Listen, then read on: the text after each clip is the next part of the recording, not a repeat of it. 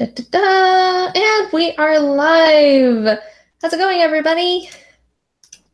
Sorry for the heavy delay. I'm so sorry.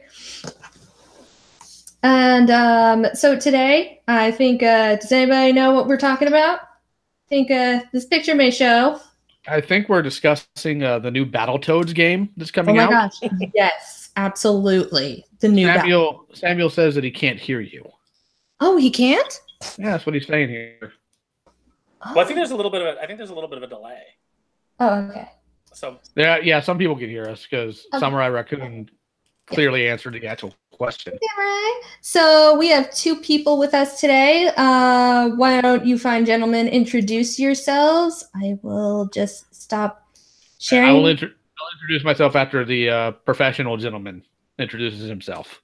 Oh, thank you. My name is Aaron Sparrow. I am a comic book writer and editor, amongst other things. And I wrote the probably best known for writing the Darkwing Duck series for First Boom Studios. Although I didn't get the credit on that until after it was reprinted by another company, and then followed up that series with the series at Joe Books. And I appear a lot on Clownfish TV and just interact with these guys a lot on Twitter. And so I just randomly saw that you were doing a live stream, Nerd Wonder, and I was like, oh, I'm gonna go check that out and have that in the background while I paint. And then I saw that some of your guests didn't show up, so I was like, "Now I'll come in." Thank you so much. By the way, it's a little bit saddening that they did not show, but we will continue on. We will have to persevere. And I am Lyle Convoy. I run Lyle Convoy's reviews here on YouTube. I specialize primarily in 80s cartoons, more of a heavy focus on ThunderCats than anything else. And kind of surprised I'm literally the only guy on YouTube that talks about that in any real length or depth. So cornered the market on that one real well. Yeah, I'm actually shocked too. That's insane. You underestimate how lazy this community is. Oh my gosh. Lazy like cats. More like lazy like manatees. Cats can be active. All right. But anyway, I guess we'll get down to the down and gritty because not everybody can stay too long where it's going to be a really quick stream, and maybe we'll do another one in the future about this. But today we are talking about the new DreamWorks She-Ra. All of us, I'm pretty sure, have seen it in a capacity. And now today we are going to talk about what we felt about the series, like what they did good, what they did terribly, what they could have done better. And in the meantime, I'm going to be redrawing the She-Ra right here, trying to make it look good because I did not like it. I do not approve. Oh, this is an official She-Ra image from the new show. Yeah, I traced over it actually. It's a vector based on the promotional art that Netflix put up several months ago. Yeah, so I actually like it a little bit more in black and white than I do in color. Yeah, it actually looks really nice. Yeah, go figure. Okay, but so does anybody want to go first? I would actually recommend that we allow ladies to go first. Oh, ladies first. Okay. Well, it was last week after my car blew up. It was around the time of Thanksgiving, and I decided, you want to know what? I'm going to check out that new She-Ra, because you actually told me I can't really discuss if I don't like it unless I try it. And I was like, you have a great point, Lion-O, Lord of the ThunderCats. That's what you are to me. So I was like, well, Lion-O is oh, hey, I think we got our next guest. And who is this? Apparently, my two friends have just... This is why they weren't on. They were finishing the whole entire series. Ah, slackers. Oh, see, they had to. Well, you know what? That's good. They were doing their research. You know, they don't want to speak from a place of ignorance. They want to make sure that they're educated on the topic. Let's see if they want to come on. I'm sorry about this, and then we'll discuss it because I think he has a. He didn't see all of it. He saw a few episodes though, so he's going to give us his take on it if he wants to come on in. I don't know if it's a bit late. I'm sorry, guys. This was very last minute, but I guess I'll tell you guys my feelings about the show while we're waiting for a reply. But I think you guys all saw that Twitter post where I said I watched all 13 episodes. I was not happy with it. I was not happy at all. It just, I don't know. It just kind of like, it just seemed just kind of like same old tropes and everything. There was a lot of issues I had with it. It just kind of angered me at points. And let it be known, I never really saw the original She-Ra. I never saw the original She-Ra. I actually started now watching the original She-Ra. After I was done with that one, I was like, time to go watch the new one. Good. I did watch the reboot of He-Man, and I loved it as a kid. Oh yeah, the 2000 series. Was 2002, the Mike Young series. Yes. Yeah. Yeah, that's a reboot done right. Yes, it is. Okay. Let's see here. He's having, it turns out his computer's been frying up, and it turns out that's what happened. So in the meantime, I'll give him the link and he may pop on in. Okay. Did you want to continue with your assessment? Yes. Okay. I'll just talk about the main story right now, I guess, or so. No, I'll talk about everything. Okay, so there was a lot of problems I saw in this series, and I know you guys probably have a different take on this, but let it be known, I never saw the series before. I never saw the original. And here I am watching this, and it kind of struck me as, once again, it kind of seemed like a merger of Steven Universe, maybe a little bit of Legend of Korra, but not enough. And I guess Ben 10 artwork. It just seemed kind of what I've seen before. Everything was the same old, and it just seemed so common. I was like, there's nothing different. There's nothing, like, the characters just seem to be the same things over and over again. Like, all the characters, like, their attitudes and so forth seemed kind of the same.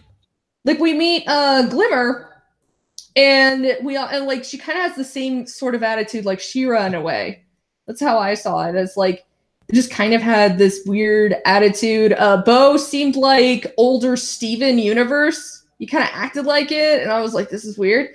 Ketra kind of reminded me of that girl from Life is Strange. Blue-haired lady. Oh, okay. Yeah, I know who you're talking about. Yeah, and the Horde.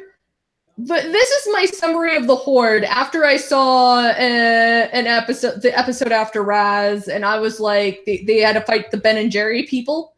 Let it be known. Okay, this is what I realized this whole entire show's like Horde was. Okay, you guys all watch Pokemon, right? I do not. Okay. So you guys know Jesse and James of Team Rocket, right? I am familiar with them. Okay, did you guys know about the season 2 of the Orange Island saga? No. I mean, okay. I don't know it like that way. Like, if you tell me like certain story elements, I might. Okay. It was just filler, and it was just like them doing weird, stupid things, and they were like, we're gonna dress up Meowth like a random Pokemon or something. Like, hey, come to this like free burger place. Ash, you should drop off your Pikachu here. Ha! We stole your Pikachu, and then they get like blasted off again. You know, same old. Mm-hmm. I'm not talking about Black and White where they're actually competent for once. Mm-hmm. The Horde was like 500. The whole entire army was 500 Jesse and James. Why do I say that? Because it is exactly like that. How like it took nothing to defeat them. I'm sorry. The magic, the flower. I forget her name. The princess with the flower abilities and so forth. She had a group of pretty much hippies. They were like the people of Ben and Jerry's, I like to say, just to be funny. But okay, and they're armed with really pretty rugs and pots, and they beat people that look like they came out of Halo, the Spartans, using flowers and blankets. I was like, my God, this is Team Rocket all over again when they try to capture like a level 5 Nidoran, and the level 5 Nidoran kicks their butt because power of friendship, and you're just sitting here and like you're using like a level 49 Arbok and Weezing, and you can't even do that. This is just really sad. This is just, what is this? So yeah, that was my feelings. I was like, oh come on, this is like, Jesse and James are fun because there's only 2 of them. But it's a whole entire army, and you're like wondering, Giovanni. Oh, I'm sorry, I mean Hordak, or I can't say his name. Hordak. Oh yeah, Hordak. I was like, Hordak, your people kind of suck. What are you gonna do about it? But he's like Giovanni. He's like Lord Giovanni Hordak. Your people are incompetent, but he thinks they're awesome. He's like, they're fine. They're totally great. It's like, no, they're not. They're like, they suck at their jobs. Well, when you look at the fact that he was going to put, like Adora who is clumsy and kind of oafish in her own right, and it was like, oh, she's the best candidate to be, the captain of the Horde. And then you look at the rest of the Horde and you go, yeah, I guess that's true, because it's just a collection of boobs. Well, it is. Go ahead. And they're trying to, which is a staple of like the '80s show too. You couldn't have the villains be that serious of a threat. You look at like shows like G.I. Joe, Cobra Commander was a buffoon. Megatron and Starscream were a little more competent, but still kind of, buffoonish in their own way. And Hordak was really buffoonish in the original show, and played for laughs a lot of the time. But, when you're talking about how, we're going to have themes of genocide, and we're going to have themes of colonialism, and we're going to address all these serious topics, but your show is like kind of a goofy mishmash of Steven Universe and Korra and all these other things that are popular. And that's really what studios are doing, is they're just chasing what's popular. That's why we got the ThunderCats Go trailer that we got, and we're getting that show. Although I haven't heard anything about it lately, but they're pursuing that because everybody's pursuing Teen Titans Go. Everybody's pursuing what's popular. So it's like, oh, Steven Universe was successful, so let's adapt that to She-Ra. And I don't think that it works. Like for me, the show doesn't work on any of those levels. It's too disjointed, and it's too there's just a mix of tones that I don't think they blended well enough together. For my tastes. Okay. She-Ra is like if you mixed Pound Puppies and Sailor Moon. Oh my gosh, it's corrupt, everybody! He has arrived! You can definitely see all the influences that they did. I guess that's my main complaint, is I don't feel like they created a new show. I feel like they just took a bunch of existing shows that they liked and smushed them together, and then slapped a coat of She-Ra paint over it and said, here's our show. What paint? There was barely any. Just personally to me, I did not see any paint. I mean, okay. So I barely watched anything of She-Ra. I just started watching the 80s She-Ra. I've read premises. I've read context of it, and I was like, oh, okay, this seems kind of cool. This is interesting, but this show doesn't seem to be anything like the original. Well, yes and no, and I'm going to go ahead and chime in here.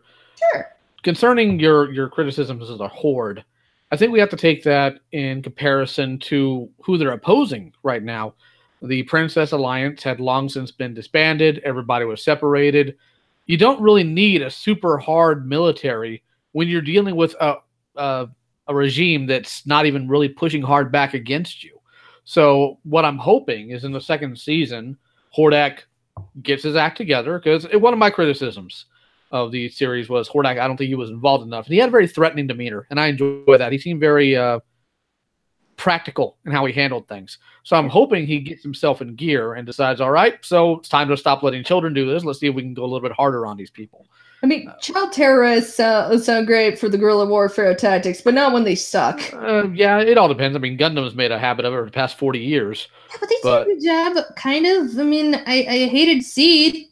God, that kid was so swiney. Well, my favorite's G Gundam, so maybe I'm a little bit biased. No, there. G Gundam's the best. I think it's only liked in America because it's Olympics, but with Gundams. G Gundam was okay.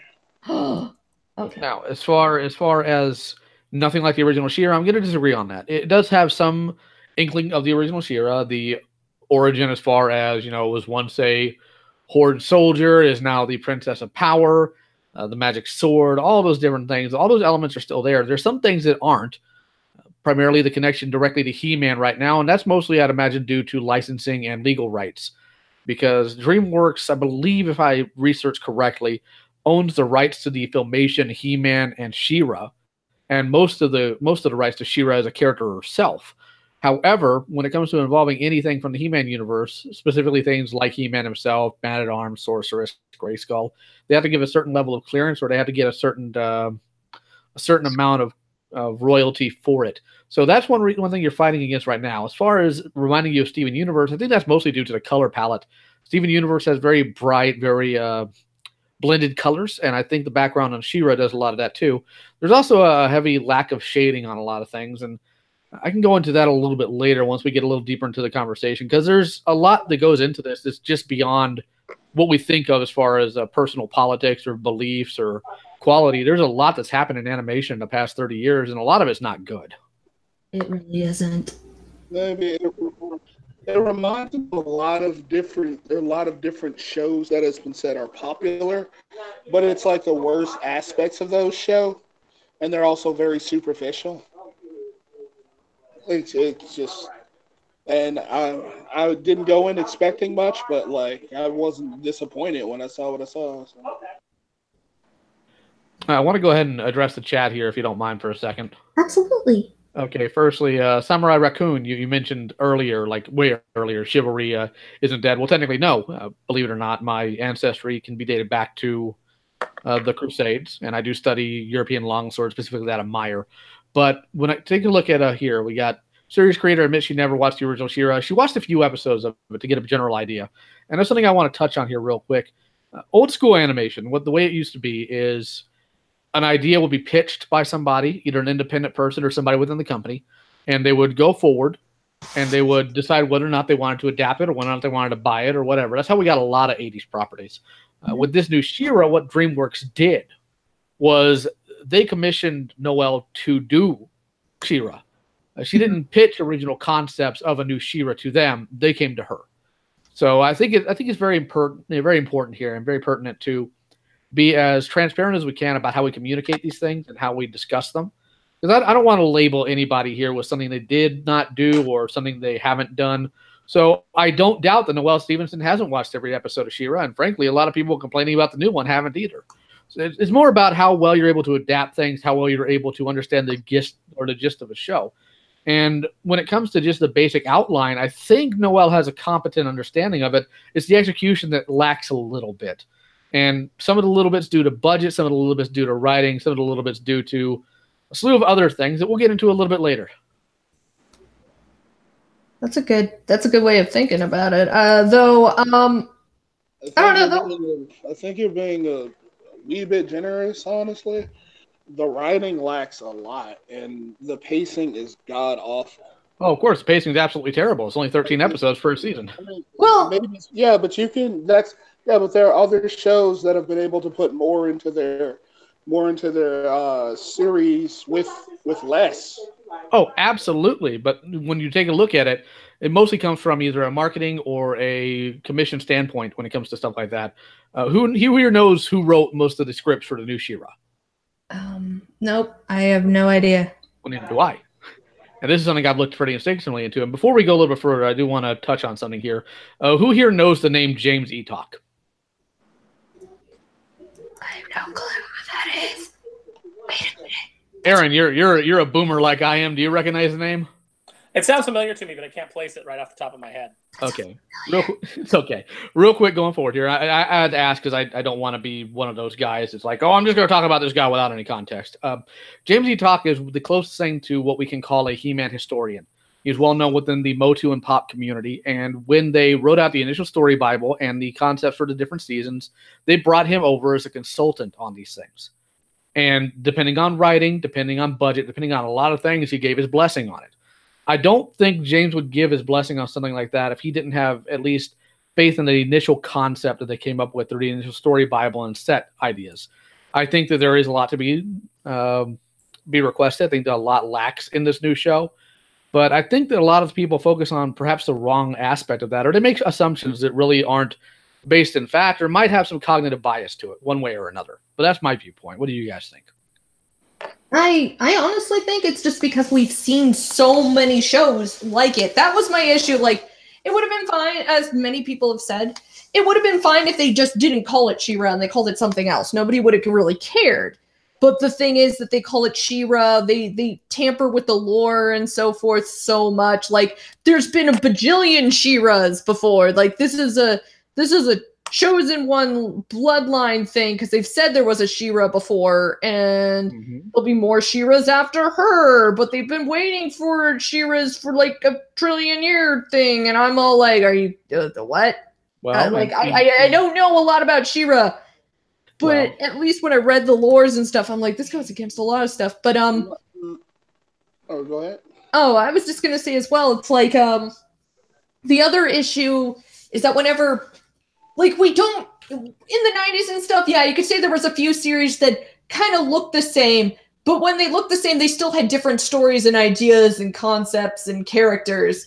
And humor, and tone, and Yeah, definitely in tone. Like, okay, the closest thing I know when growing up was identical was the Bruce Timm universe. Batman, Justice League, Superman, Static Shock, Batman Beyond, Zeta Project, except those were okay because they were in the same universe. Static Shock had his own kind of tone and style to it, though. So similar to She-Ra. The issue I'm having is that all of these series that don't have anything in common all look the same, like Steven Universe and this show, and oh my gosh, like Star versus the Force of Evil at times, and all this other stuff. They look exactly word for word. The style, the art, the concept, the characters, they're all the same thing. Their personality is all. I'm gonna disagree with you on that. Star vs. the Force of Evil is about a princess that's out of control that needs to be able to control her abilities. Steven Universe, well, good luck trying to figure out what that's about. We're several seasons in, and they haven't figured that out themselves. She-Ra is about somebody trying to find their personal identity within a bizarre ward, and she's finally been thrust upon the idea of you have to be this chosen one. Now, when it comes to the thing is, her concept, her attitude kind of reminded me of Korra. You can see a lot of the same personalities and story beats and how it progresses and stuff, like in She-Ra that you can in these other properties and shows. Yeah, I could find a lot of the same story beats in other shows too. That's true, but we're talking about She-Ra right now, right? Like, yeah, and that's kind of the point. The point that's being made is that it's so much like these other things. Sure, you can make comparisons, but the thing about She-Ra is that it's basically this show, and sometimes it's that show, and sometimes it's this other show.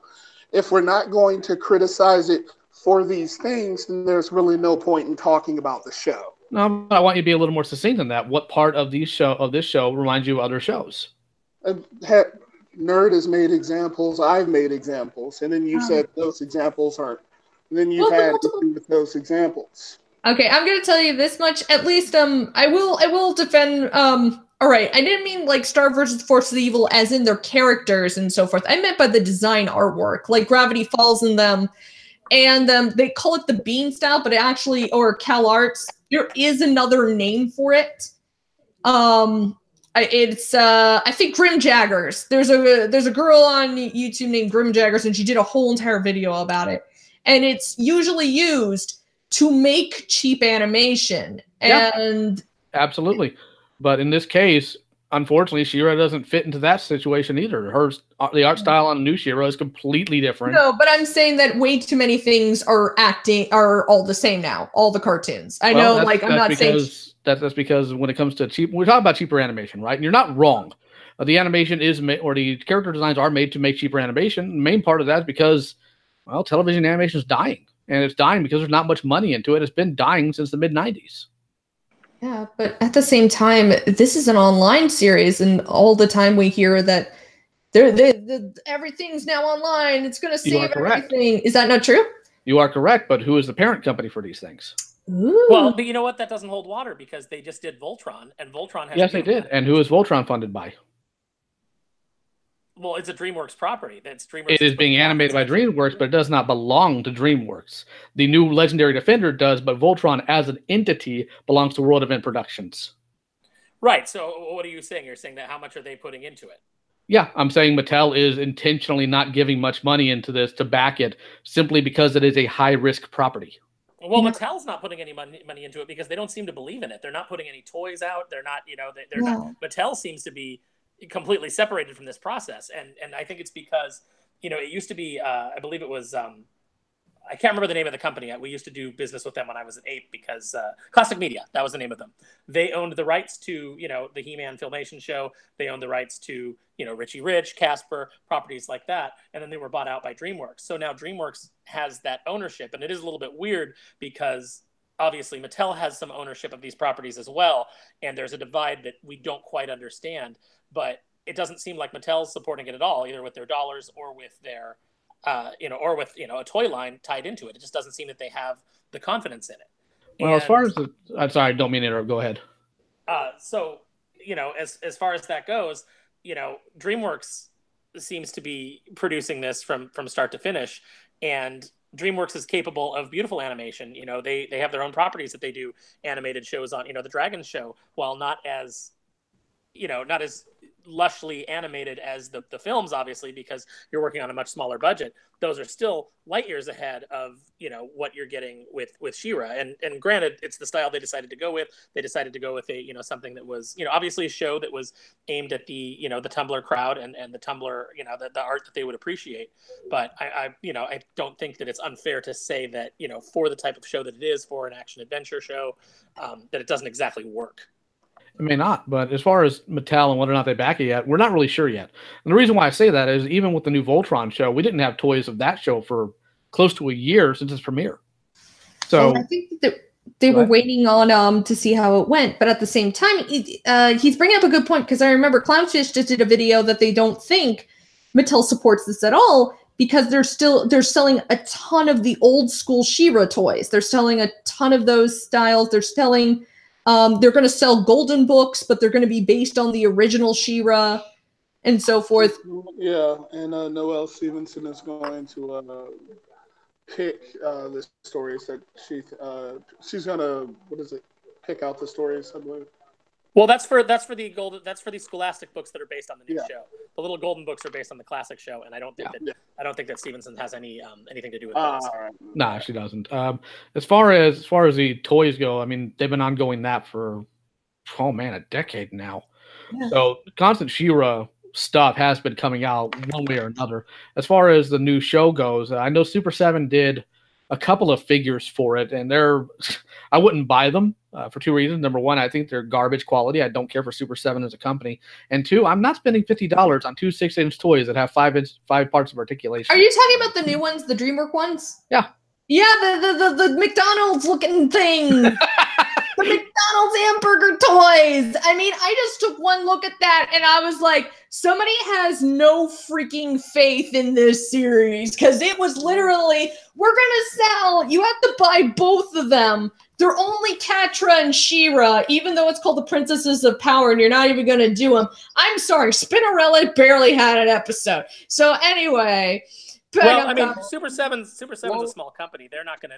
Okay, yeah, but they pick out the weakest company to make toys of a high-end property like this, and they make them for $70 for Burger King kids meal quality. They don't even bend their arms. They don't bend the arms like dude. What's weird is that the She-Ra toy really looks like Ben 10. Like it's so weird. It looks exactly like Ben 10, just with like yellow hair. It's like, holy crap. I wouldn't mind a She-Ra. I wouldn't mind a She-Ra cartoon. I mean, that sounds kind of cool. But I mean, and also speaking of that, we said that it's meant to be kind of like the old school, like shit. I forgot my train of thought because I realized these wings look like crud. Sorry about that. Let's see here. I forget what I was talking about. Just leave me to being pathetic. I'll go back to this one. I can't believe I forgot what I was saying. But in fairness, you're drawing at the same time that you're talking, so you're doing a lot more than we are. Well, yeah, I'm just trying to get my computer back because it black screen. So. Oh, fantastic. so awesome. As far as Mattel goes in this, we really can't say if they have faith in it or not. We haven't seen or heard anything from them right now. Super 7 is who. I have some friends that work at Mattel that have said that there's not a lot of excitement or push to do things for the new show, but nothing that No, but again, Super 7. Super 7's the current, I believe, licensee for like the He-Man line. I know they do a subset of She-Ra figures as well for the Princess of Power line. So that might they be licensed something. both of those when Mattel stopped doing their online sales. So there's a lot that's going on there too. Super 7, like you said, it's a smaller company. I don't really think they were. Let's be honest, they weren't really prepared for anything. So that's why they're still like almost 2 years later now, still struggling for production. So a lot of stuff's been going on there. Yeah. As far, go ahead. No, I was just gonna say you got two characters. You got the cat lady and the little girl with the tutu. There you go. Mm-hmm. I mean, I would have went with if I was gonna do those toys, I would have went with the three heroes. I would have went with Glimmer, Bo, and She-Ra instead of Catra, because Catra is just more of a villain character, like a rival thing. Like she might be replaced by. She's a sympathetic villain at the moment. She's not a sympathetic villain. Like the whole time. Well, I guess they are trying to do that, but at the same time, I'm like, there's nothing I want to sympathize with her. I don't like. Everybody does tell me though, if they don't like when they don't like She-Ra, they at least like Catra. They're like, I don't like the show, but I do like Catra. I don't like Adora or Catra because they just seem so generic. I kind of what I like about Catra. I like that they gave her two different colored eyes. That's like my main. Oh yeah, the head of the they call it what, the heterochroma. Yeah, I think that's what it's called. Yeah, they did a cat face, though I know that Geeky Sparkles does not approve because she's not supposed to be a cat. Well, technically she kind of was. She could transform into one in the original series. Oh, that's right, cool. But she wasn't like an anime cat girl like she is in this. No, she wasn't. I think that's a style choice. And that gets to another issue I personally do have with the show, is I'm generally good with redesigns overall. But when it comes to the She-Ra characters, where I think they fail mostly is in they don't really pass what I call the squint test. I can't look at, for the most part, like say the original Glimmer and this Glimmer. I can't look at them and recognize they're the same character. But I can do that with, say, Optimus Prime. So I think that's one of the major failings in the show on my end. I think they really could have added more elements of the original designs into the new show. I'm not so concerned with the body types. I'm not so concerned with the ages. I think all these things can be done well. But I really wish they would have just put in better elements of the original show. And I know that part of that's due to the animation budget being probably very low. But on top of that, I don't understand some of the thought processes here. So that's just one of my personal gripes here. What do you guys think? It's just that I've seen this before. This generic kind of idea of I'm going to write my own series, but it comes off as just same generic stuff like Crunchyroll with the High Guardian Spice. Remember that?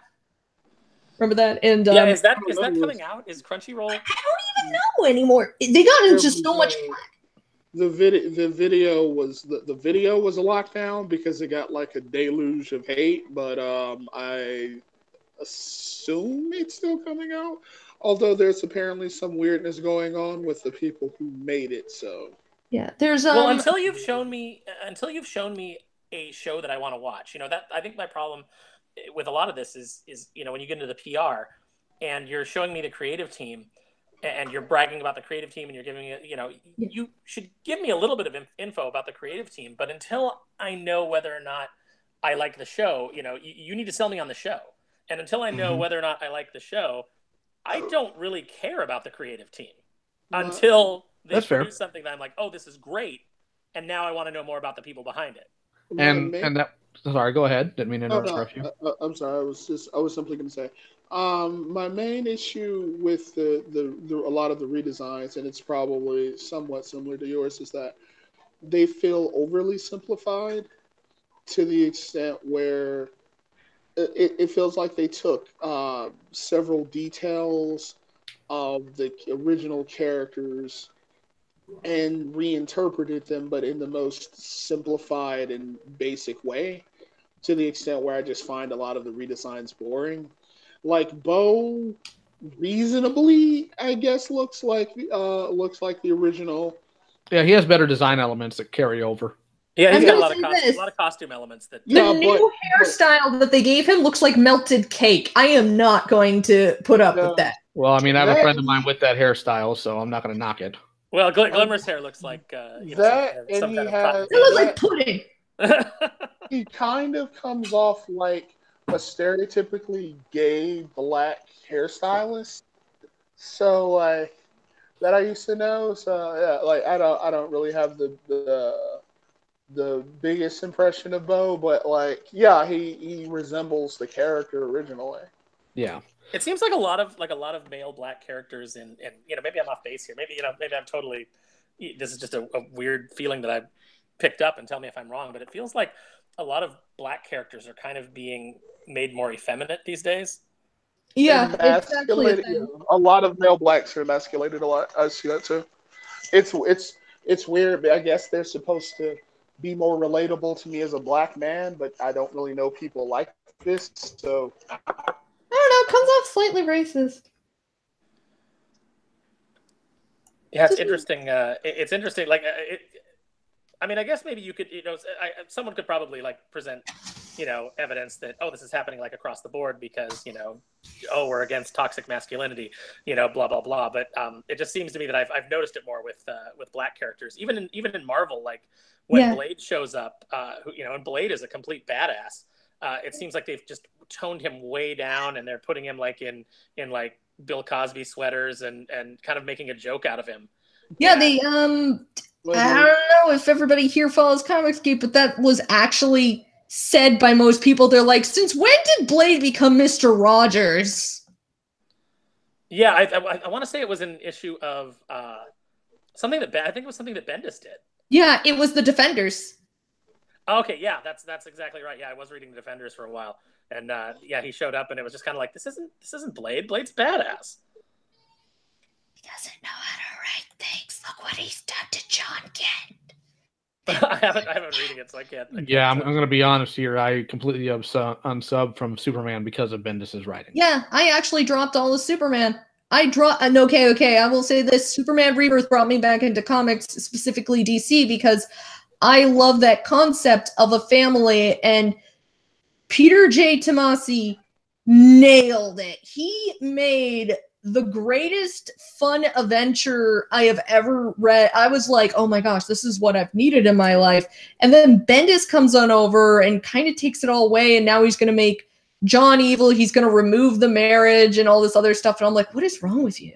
Well, I was interested in Superman simply because of John, but then they turned him into Emo Boy Prime, so.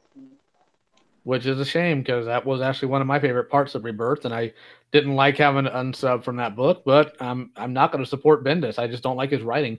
I don't know anything about the man's political or personal affiliations, and frankly, as long as you put out a quality product, I generally don't care. But Bendis' writing was just, I couldn't excuse it. I couldn't keep it up.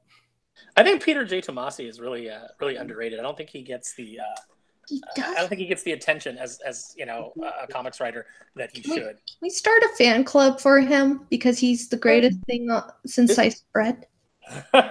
It's weird. It's weird. I'm actually the target for most of Marvel's new books. Like Nerd can tell you, but it's awful. He has everything they want, and they keep scaring him away. Like, I was everything they wanted down in, I think it was 2005. I was everything they wanted, and they scared me off when they released One More Day. And I was like, why did you do this? And they were like, so you can read it without having problems. I can read, you dumbasses. I can go back. I can read thousands and thousands of Spider-Man. I don't need this. And I immediately dumped everything and left. I came into the middle of so many, you know, the way that I got into comics, I came into the middle of so many storylines. And you just pick up from there. And if you've got a comic shop nearby, you go and you buy, you know, it used to be you'd buy some back issues. Now you can get trades or you can get them digitally. It seems like, you know, it used to be much harder to get invested. And somehow we all did it. And now it's really easy, but they're like afraid to have anybody try to do that. That always ticks me off too. It's like, I mean, it's not that hard. We all got it. Like, I barely got into comics and I just was like, all right, I want to read all the old school Superman. I want to read some old school Batman. I want to read like this and that. I started liking Aquaman and I'm like, okay, I'll go read some trades of that. But it doesn't need, you don't need to retcon the world. You don't need to reset the world for me to enjoy it. You don't need to. Nobody wants it. A lot of us here, if we fit the demographic they want, and they keep giving us stuff that we don't want. And no, I'm not letting you out. Get back here, cat. No. Kitty. Stop it. Get over here. Kitty. You're not even my kitty. Now, as far... Sorry, go ahead. Didn't mean to interrupt you. No, go ahead. My issues with this new series... Dude, you are roboting hard. Oh, sorry. Let me mute. Oh, you're a Russian bot. Admit it. Aha! We found one! I That's why you hate Iceman. That's why the Last Jedi reviews are so low, because of you. You're not really. Okay. My issues with the new She-Ra are, as I said, the character designs I find lacking.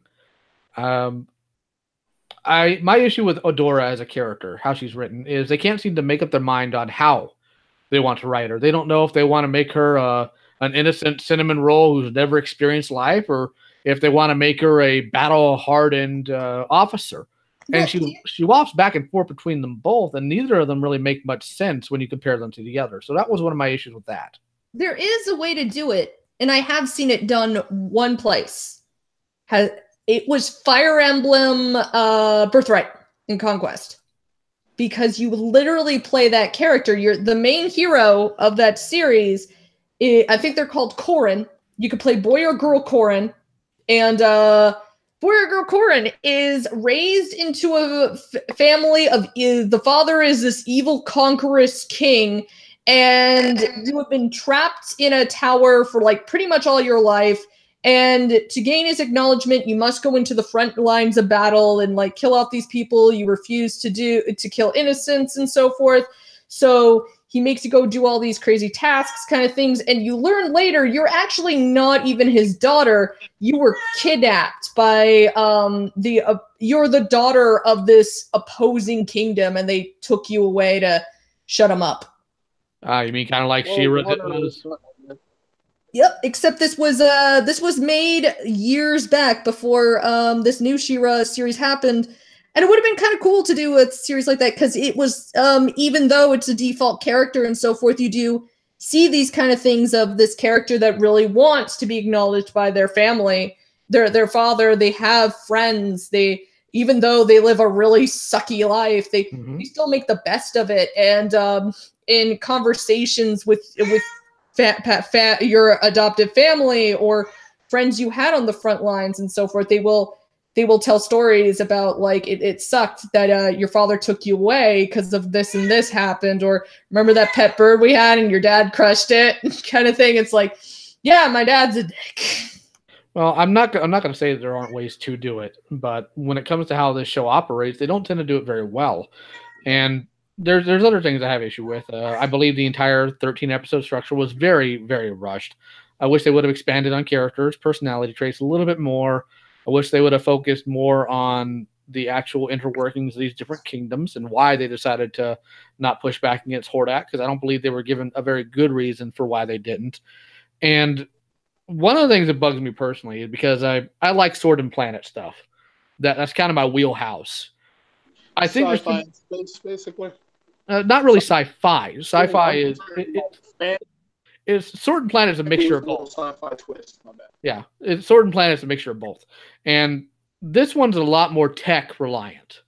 Now, as far as you were talking about the original She-Ra and how there weren't a whole bunch of, well, you're right, there wasn't a whole bunch of She-Ras, but the sorceress herself was waiting for She-Ra for, God, a long, long time. It doesn't give you an exact amount of time. Both He-Man and She-Ra were being waited on by the sorceress to come to fruition. So that's not so far removed from the source material as far as having multiple versions of them. In the more modern tellings of He-Man, specifically within the classics comics or other variations, there's always been somebody with the sword of He or the power of King Grayskull or whatever variation you want to take it. So it's not without merit. It's not without reason. And even in this new series, they even make mention to something that was used in the 2000 series called the Dimension of Despondos, which is where Etheria is sitting right now. Right. Mm-hmm. And in the comics, they've like really expanded upon Adora being captain of the guard and thinking she was Hordak's daughter, which was part of the original series. But they gave her an alternate identity of Despara, which was that was her name as the captain of the guard. The new one as well. It doesn't seem like she's the daughter of Hordak. It seems more like what's her name? The Shadow Weaver. Yeah, Shadow Weaver's kind of kid. But I feel like they missed out on a ton of that because the whole entire thing is we don't see a relationship like that with She-Ra or as Shadow Weaver. They really speed it up. Like, oh yeah, that's how she got here. It's like wait. So she was kind of raised by Shadow Weaver. You would want to see and they kind of raise her, and like when Shadow Weaver talked about it, it's like, I saw great promise in you, that's why I brought you here and everything. You would think that from the way that they talk and so forth, it would have been like they would have been a mother and daughter relationship where the daughter wants to be recognized by her mother or something like that, or like this is my destiny. I've been brought into this great fold and I must accomplish great things, so yada yada. But they don't do that. It's just very. They could have done I'm sorry, go ahead. Am I still roboting, by the way? I just wanted to check. Yeah, a little bit. All right. Hold on, let me mute.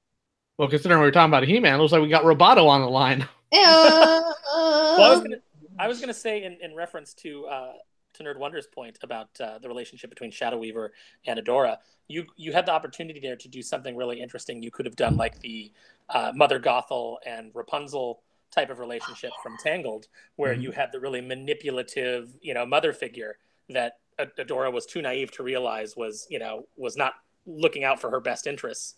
And, you really could have played that up. I think that would have been an interesting aspect to the show. But I mean, he has disappeared into the ether. Oh, sorry. I was just going to say they touched on that a little bit with when Catra was telling Adora how Shadow Weaver how manipulative Shadow Weaver is. But they didn't go anywhere with it, which was kind of disappointing. Well, and again, it's characters telling each other things instead of showing us these things. One of the rules of animation is generally show don't tell. But they've been lacking that for a while in a lot of series. And again, that mostly comes down to, unfortunately, budget. And that's something I'm going to go ahead and touch on real quick. Well, you see it in comics too. That's what I was about to say. Oh my god! I am nowhere. I'm not going to pretend like I'm anywhere near as versed in comics as some of the other people here. So I can't really make that claim with a surety to it. So my issue is when you look at how animation has been going on for a while now. Back when Reagan deregulated animation or children's television and all in the early 80s, you had a lot of stuff come out. He-Man was the biggest one that came out in the 80s. It got a lot of flack. A lot of stuff had to be played very safe and for good reason. I think Lou Scheimer had a lot of passion for what he was doing, had a lot of passion for children's entertainment. And there was a lot of money in it at the time. You had some really lower productions. Unfortunately, She-Ra, the original one, even was only about $120,000 per episode, which even back then was a fairly low budget for a cartoon of that caliber, whereas ThunderCats is about $175,000 and also outsourced to Japan. You had a lot of people buying advertising space. There was a whole lot of just money one way or another in animation, but unfortunately, as we've gone on, due to government interference, initially, especially in 1996 when they had that reform for children's animation passed, you had a lot of it start going downhill, and right now there's just not much money in the way of animation or children's animation. Even some of the more hardcore and revered people in animation have a hard time funding their projects. In a good and decent world, Don Bluth wouldn't be having the issues he is for funding Dragon Slayer, the movie. But unfortunately, animation has taken a major backseat due to a lot of market forces, government regulations, and a whole slew of other things. I'm glad that he got a lot of people though for his college. Oh, trust me, I'm trying to get into it myself. I think that's awesome. But there's a lot that can be done. There's a lot that needs to be done. But unfortunately, what we're dealing with mostly right now isn't even so much government regulation anymore, because they've taken a little bit off that. We've been able to go a little bit further. Avatar is a great example of animation that really did well. But what we're dealing with right now, how do I put this? I'm trying to be as direct and open as I can be here. And I lost it. Sucks. It was there on the horizon, and then it just vanished. Oh, yes. I know about Ralph Bakshi, Scott. I don't think anybody who's big on animation doesn't know about Ralph Bakshi. But, okay. I think I got it. But you're dealing with, of course, the lack of money, the lack of trust. But we've also, unfortunately, here in America specifically, we trained ourselves, whether or not we realize it, to, unfortunately, be of the mentality, a twofold mentality. One, that animation is primarily for children, which is odd because it's a medium, not a genre. And secondly, on the opposite spectrum, we mistake a lot of things like sexuality or graphic violence as a symbol of mature storytelling in animation, and it's really not. It can be, but themes tend to make maturity as opposed to, actual gory, gaudy violence. So there's a lot of stuff that needs to be addressed, but corporations aren't going to want to do that. That's why they've played so safe with this She-Ra. It's not because the corporations themselves may have a specific agenda other than to make money, because all corporations have that agenda. Right. It's more they don't want to lose money, so they are playing as close to the vest as they can, as safe as they can, to as wide a demographic as they can, and they're trying to be as hands-off as possible. So if something can go wrong and does go wrong, they can just sink whoever did it. But I don't think that She-Ra is necessarily aimed at a large demographic. I think it's aimed at a very specific, a very specific crowd. Yeah. Oh, by all means, expand on that. It seems like it's made for the Tumblr crowd that's going to want to do the shipping, and just basically it's made for the friends of the people that are making the show. Well, not anymore. Ever since they started the great Tumblr purge, after what did they find? And they called us the creepy ones for apparently wanting She-Ra with boobs, because you just want something to masturbate to or something, like to find hot. Oh, what's that you're getting in trouble for? Yeah, and now the characters are underage, so it's even creepier. Well, if we're gonna go that area of the past 8 months, I've been involved with busting about 7 or 8 different pedophiles within the brony community. So I wouldn't necessarily say that Tumblr is at fault for all of that, but I would say I don't know. I'm not. No, we're not saying they're at fault for that, but knowing that most of the creators that they gather are from Tumblr, and they literally do go on and say, like, in the Marvel industry and so forth, and comic books, all the entertainment gets them from there, and they always they censor characters. They censor them out. They get rid of their boobs. They make them incredibly younger. They make them flat-chested, more beefy. And when we complain about it, they go, "You're just mad because you want to sexualize these characters." Yeah, you want to sexualize her. And then it's found out that the community that they're from, that they usually come and hang out on, is known notoriously for children porn. And it has been known that these heavy creators have drawn it themselves. Like Rebecca Sugar apparently did some very, very risque pictures of that on Nettie. I will say that it's not. I will say that it does make sense when you look at the look of the show, that it probably would be aimed at like a specific demographic, which are, if you want to call them the Tumblr people, because it uses like the similar art style, and the themes of the characters are all there. So yeah, it does seem like it would be like they were saying that, hey, this will be a popular with this particular audience as well. Well, and I think that's why too you see the you were referring earlier, Leo, to the very simplistic character designs. I think that is by design for two reasons. One, obviously the simpler a character design is, the simpler they are to animate, and that's cheaper, which is the main focus. But I think a lot of these things are done too to encourage really basic cosplay. Yeah, absolutely. A lot of the superhero designs now, especially because they're trying to draw in this phantom audience that they swear exists. It's done to kind of like capture like, oh, girls like cosplay, so we'll make the costumes, like Miss Marvel's costume obviously is very easy to cosplay. It's basically just a sweater dress with some tights. This is bad. This is bad news bears. Well, it's not necessarily bad news bears. I don't have a problem generally with it pulls people in, which I don't think is a bad thing. No, I don't mind like that, but it's known that a cosplayer, because I'm a girl or whatever, I used to cosplay and so forth. The simplistics aren't what you want. You want a fun character to cosplay. And besides, I have yet to see any of these groups that are trying to appeal to the cosplay demographic actually make merchandise that would be to cosplay. Well, I think they believe that they are creating fun characters. They're creating characters that, and remember, these people are a lot of these things now are being made by people who are very young. And, I'm not trying to sound ageist, but, a lot of these people don't have a lot of life experience.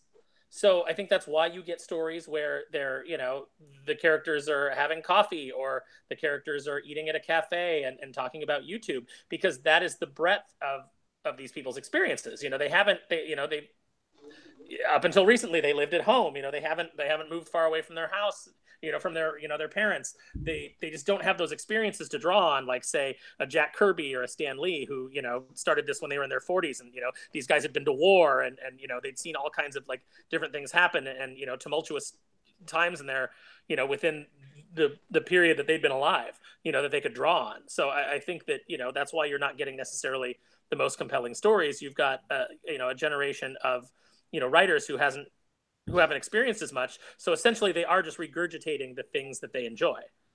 We need better school. That is not incorrect. I probably should have put that in a better way, but I was kind of stumbling over there for a minute. But you're right when you say that people tend to draw inspiration, whether it be in art or writing, from lived experiences. And in the case of Jack Kirby and Stan Lee and Steve Ditko and all these other people, you're correct. And I personally believe part of the issue we have in our entertainment industry, this is just complete speculation, complete spitball here. One reason why Japan tends to do better than us when it comes to stuff like their manga or their animation, despite having a much lower budget, I believe there's an unbroken sort of creative lens that came from the 50s on, originally inspired by Karl Barks and whatnot.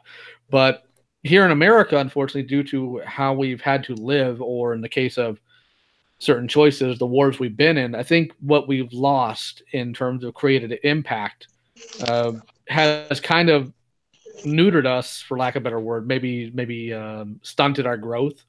And I think that's part of why we're looking at the issue. My theory is when Walt Disney, the Nine Men, all these different people died, and when you started seeing some of the older comic writers and creators start passing away, was in around the mid to late 70s, and that's when Vietnam hit. And usually when you have creative teams pass away, there are people who usually pick up the slack, or people who come out of the woodworks. And unfortunately, I think that, and this is going to be the darkest thing I've probably said on a live stream, I think we lost probably quite a few of those in the wars we've been in.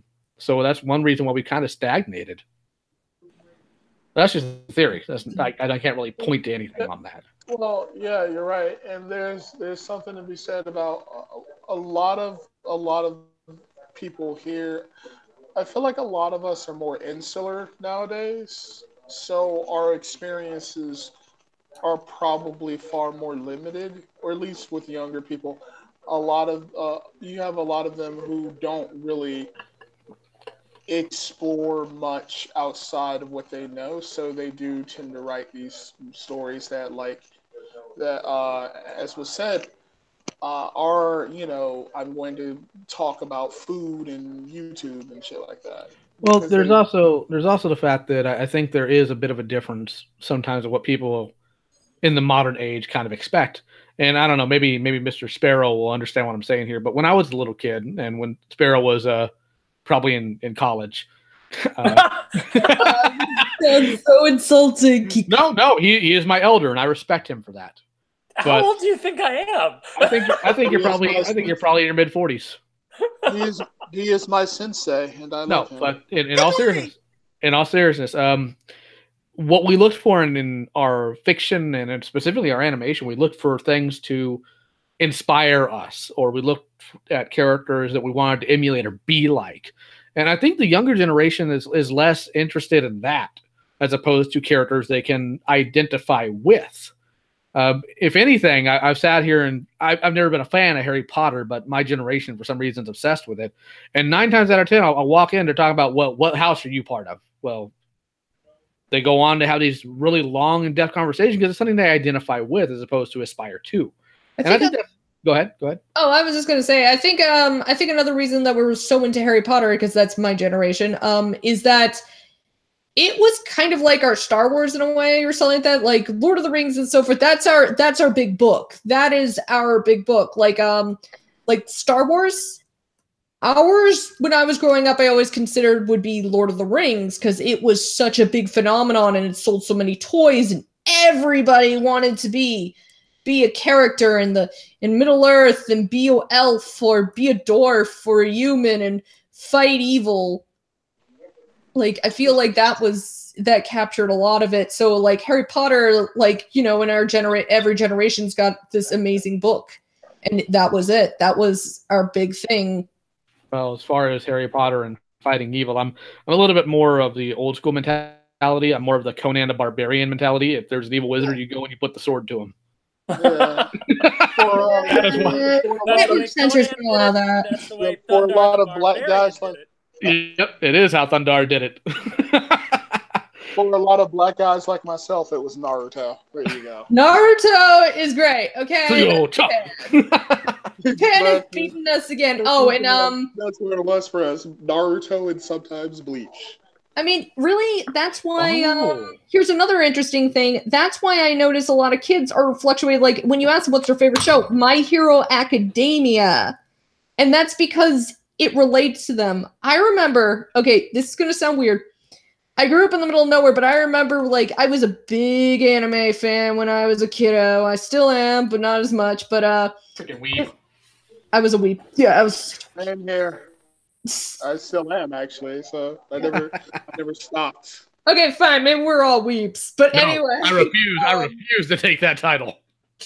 All right. So the whole entire thing was, I remember there was a news article, and this was when anime started getting bigger and bigger. There was an article in the newspaper, and I still keep it to this day, I believe, and it talked about that the reasons why, like, anime is so popular, and it was during the time that Naruto was out, and they compared it with Billy and Mandy. They're like, all right, look at Billy and Mandy. Billy and Mandy is a series with slapstick, but Naruto is something that kids can relate to, because a lot of kids at the age that Naruto is, which is, he's about to become a teenager, they feel outcasted and nobody understands them and so forth. And Naruto is somebody they can slightly relate to because he is an outcast. Nobody believes he can do the things he strives to do. And he teaches them a good ideology, which is never give up. Also, it was just cool, so. Oh yeah, well yeah. I mean, he's got magic demons, and that was pretty awesome. And Kagebushin no Jutsu. I mean, come on. I'm sorry. Well, since one of the gentlemen here brought up Bleach, I would like to share something, if you don't mind. Yes. Okay, so fun fact, because I am the ThunderCats guy, the gentleman who did the animation directing for ThunderCats, specifically the intro, is actually the animation director for Bleach and Naruto. Oh, get out. That's so cool. That ThunderCats opening was the greatest thing I'd ever seen when that show was on. Well, there are some people who are different parts of animation who have recounted, what their thoughts were when they saw it. They're like, this is amazing. That's their initial thought. Their second thought is, oh, we are in trouble. So it's interesting to see how some of these things tie in. And back when you trace it from one side to another, you know, this makes sense. This person worked here, this person worked there. Unfortunately, what animation has done, and we saw this happen with the ThunderCats Roar fiasco, is animation has become, unfortunately, more of a club. Yeah. And you have to fit into that club. And I think that's also something that stagnates animation. When it comes to anime itself, since we were discussing, I think the biggest advantage anime has over what's produced in the West is most Western animation is pitched as original concepts, whereas anime kind of has, for the most part, a user base or a viewer base built in because it's based on manga or other graphic novels or light novels. It already has going in people you know are going to watch it. It's a higher risk to do it here in the U.S., and that's something that our market has never allowed itself to adjust to. Well, did you hear about all right? Do you know about Castlevania? The show? Yes, I am. I'm very well aware of Castlevania. I'm going to start watching it now. What I was very impressed by, I was shocked to learn it is made by the West. It's not made by. I was jaw dropped because I was like, "Are you kidding me? It looks like anime, like slightly generic anime, but anime nonetheless." And they're like, "No, it's made by Americans. They do a good job." And I was freaking out. And there's an interview with the creator, and his main objective is to make cartoons be taken seriously. That's why he tries to get more serious concepts. His next big thing he wants to do is actually Berserk. But his whole entire main goal is to try and make cartoons be seen as like they can be serious. They don't need to be like for adult like just dirty humor. They can be like super serious. For kids, they can have something that isn't just silly slapstick. They're an actual art form. Yeah. I remember Aaron McGruder said something about the Boondocks, and that was when he originally tried to pitch the Boondocks as it was to Fox. They said, "Can you make it ugly because it's too pretty? Because how it looks kind of a lot like an anime. It's too pretty and it doesn't look like an adult anime, what people would consider in the West to be an adult cartoon, which is something like The Simpsons, Family Guy, American Dad, Bob's Burgers, like that." Yeah. And I always found that kind of, and to me that's I was always like, well, yeah, I mean that's what in the West people consider to be an adult, an adult cartoon, something like Bob's Burgers. I was resistant to Rick and Morty for a long time just because the animation was so ugly. I'm still resistant to Rick and Morty. You know what's a really good animation, which I was shocked about? This was during the time that everybody was like, animation is dead because they saw ThunderCats Roar and everybody freaked out. And we're like, oh, great. But there's a show called Final Space.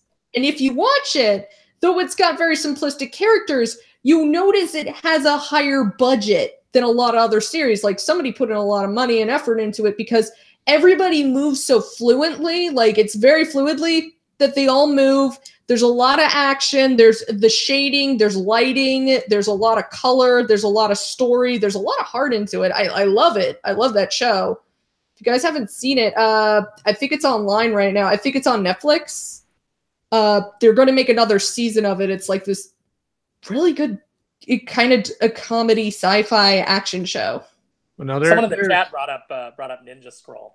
God, no. Ninja Scroll. I leave Ninja Scroll alone. I ain't touching that. We ain't going there, mofos. We ain't going there. When it comes to old school anime, I'm gonna have to stick with Fist of the North Star and Gatchaman. Gatchaman. And I just really showed my age there. Good God. I like old school stuff, but mostly the 90s. So I like things like Slayers, and I love that art style. But unfortunately, Japanese animation has its own problems. Oh yeah. And they also have not adjusted their models, and for the same reason we don't, but in different ways. With them, it's more of a traditional thing, and if it ain't broke, don't fix it.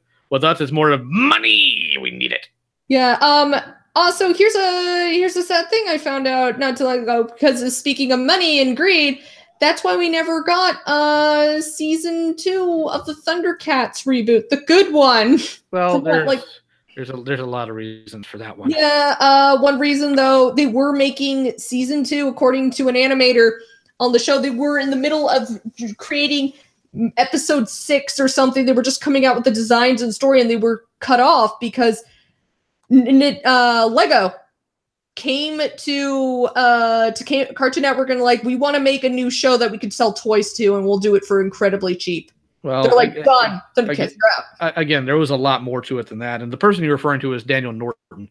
Matter of fact, if you actually look online when he addresses the show getting canceled, he's actually talking to me when he announces it. So that shows you a little bit how far back I've been involved there.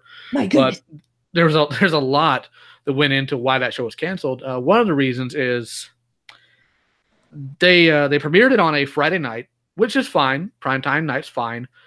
But the problem was they wanted to market it more towards kids. And children on Friday nights, they're not sitting in front of the TV usually watching television. They're usually playing video games or on the internet. So that was a problem. They also licensed the toy line out to Bandai, which for their classics line was fine, but for their actual action figure line, specifically for the children, was a really bizarre choice. That year was weird because Mattel got the Voltron license and Bandai got the ThunderCat license, and that is just all sorts of messed up.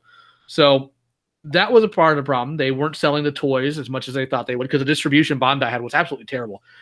Just completely bizarre. The figures were a strange scale too. They weren't quite 3 3/4. They weren't quite 6-inch. Yeah, they fall into both camps. And then for the classics line, they changed the scale midway through the run for, well, I know why, but I don't want to piss people off, so I'm going to keep that to myself. But you had that going on. You had the fact that they changed the time slot to Saturday morning, and when they did, they didn't announce it. And this was after like a 6-month hiatus, because they knew we put it on Saturday morning, kids are going to watch it. And they're right, kids watched it, but by that time, the Bandai toys were already just kind of being cleared out of toy aisles, so it didn't do money in that regard. It did okay in ratings, but they also looked at the overall schedule and realized their comedy cartoons were getting a lot more ratings. So what happened was Cartoon Network made it a executive decision with the help of Warner Brothers, and Lego Chima came in and swept up the pieces afterwards. It was all a gigantic mess. And it also didn't help that instead of doing this in-house or maybe outsourcing to a studio that might do a decent job but not a super extra mega job, they instead go with a bigger name within Japanese animation to license out that to them. It was I'll preface this. Warner Brothers cannot make a good decision with the ThunderCats license. Ever. That sounds about right. Actually, you know what, guys? I've got to go. Nerd Wonder, thank you so much for having me on. Thanks to everybody in the chat. Nice talking to you, Aaron. I might head out too because my laptop is black screened and I tried to reset it, but well, why don't we wrap it up here? I don't know what to do, and it's killing me right now. Yeah, we'll wrap it up here. We'll do another live stream again, and I hope to see you guys in the future. All right. Yeah, and honestly, you know what? Just as a final aside, anybody in the chat, if you like the new She-Ra, that's perfectly awesome. I'm glad you like it. You know, I think that things can be for different people. I don't have a problem with that. I don't have a problem with reboots in general. So I hope that you don't take our criticisms of and our opinion to heart. I hope that we don't hurt your enjoyment of the show. It's just not something that I particularly enjoy. It's not for me. In fairness, I enjoyed it. I don't think it's the best show in the world, but I enjoyed what I saw. Oh, see, there you go. Okay, I would like to see Aaron Sparrow's cartoon avatar dressed as She-Ra. That's a show I would see. Why would you do that to us? It's just that. It's corrupt. Aaron Sparrow. I mean, I just met you, man. Why you got to hurt me like that? His name is Val Corrupt. Exactly. Aaron Sparrow, Princess of Power. There you go. Well, you know what? I'll do it. I have no shame. I actually would watch that. Well, I already did draw a handsome Squidward Mantenna, so. Exactly. Nerd Wonder, you should post your various She-Ra drawings on Twitter. I've actually really enjoyed watching you draw those. Oh, thank you. Alrighty.